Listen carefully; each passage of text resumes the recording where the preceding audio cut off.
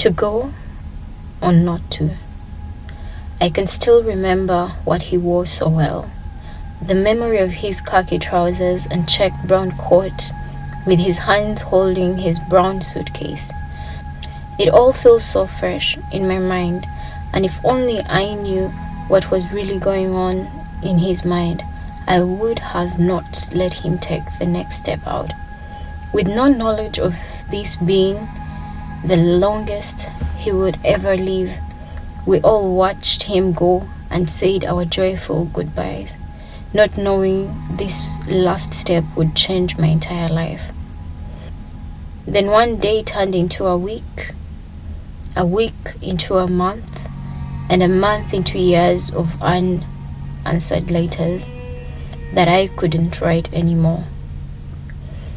Growing up in the suburbs of Kampala as one of 7 siblings, life was far from easy. Financial instability and domestic violence defined much of my early years, and the situation worsened when my father left us when I was 8. Having to fend for 7 children forced my mother to beat all odds to see us succeed in the expense of her own dreams. My mother's resilience inspired me.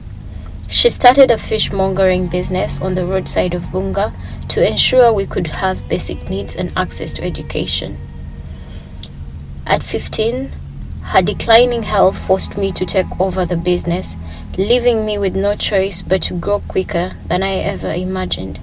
Despite the challenges, we were fortunate enough to stay in school through her sacrifices, small saving groups, and support of a local organization. Later, I joined the university, a place where I believed dreams would turn into reality. Unfortunately, that wasn't the case for me. The financial strain deepened, and the collapse of our fish business left me struggling to survive. Through my cold, late-night walks from work to the hostel where I stayed, I often encountered children on the streets of Kampala, a reflection of my own struggles. This ignited a passion to help, and I hoped I would perhaps make some warm tea every evening to keep them warm. In 2014, this strong desire to help gave birth to Streetlights Uganda, a non-profit organization that empowers street-connected children and marginalized communities through art and skills training by studying, discovering, and nurturing their talents. Leading projects like Bagayange, Tunga, and the new Streetlights Education Program, a program offering shelter and education to 10 amazing boys, has been a journey of profound impact and fulfillment. With a desire to impact lives and change the things around me, to help others navigate the challenges I had the opportunity to go through and learn from, I have kept giving it all that I have and can. However, the realization of filling the cup that I filled was running dry led me to applying for my master's program in community leadership at UMBC. Just as I started working on this application, I had no idea the one person that gave me reasons to do all that I do, that inspired me in ways words cannot explain, my mentor, my friend, my first and forever love, would take her last breath in just 2 days from that time. As I stood right by her bedside, holding her feet and trying to keep her warm, I could hardly notice her take her last breath. "Mama! Mama! Mama Chio!" I called out. The silence was the loudest noise I could ever hear.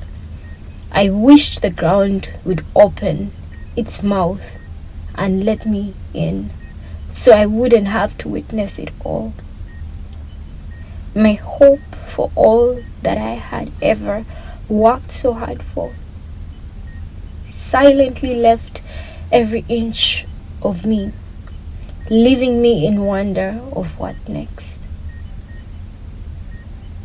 With a pain that no words could explain, Though I grieved with every fiber of my being, her resilience lived in.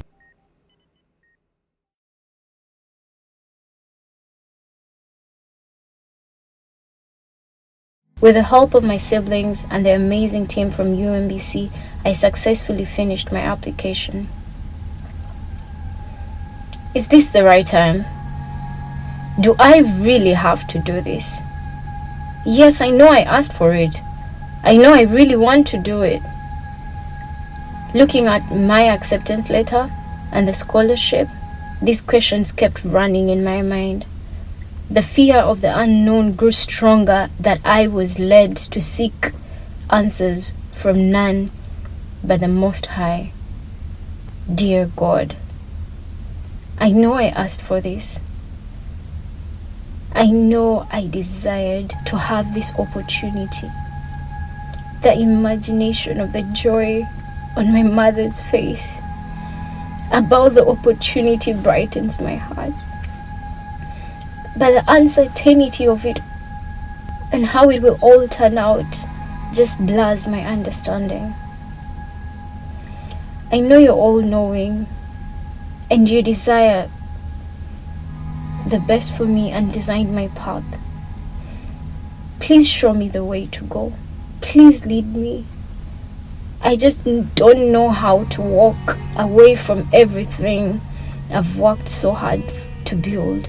My family, my friends, Streetlights Uganda, the Street Stars, my ventures, and the ministry you have entrusted me with.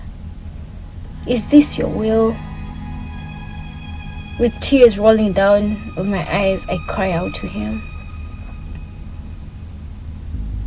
The fear of the unknown looms large. But today I take the bold step into it. Not because I have it all figured out. Not because I have answers. Or that my mom held my hand and said, yes, go for it, how I wish. Just like the little girl in me watched my dad take his longest step, I take the step in believing in the beauty of the unknown. Believing that with my cup full, I will be in the best position to fill the cups around me. That I won't run dry, but rather overflow with knowledge, experience, and deeper understanding of life. To me, UMBC is not just an academic space, but the flower bed from which I trust I'll blossom with knowledge that will help me create the change I desire to see. Creeping over walls that felt so hard to climb and getting into doors that felt so hard to open. I believe with my mother's resilience and the unwavering love, I will be able to make my next step back home, not just as Victoria Merrab Akinyi, but as the young girl that dared to dream.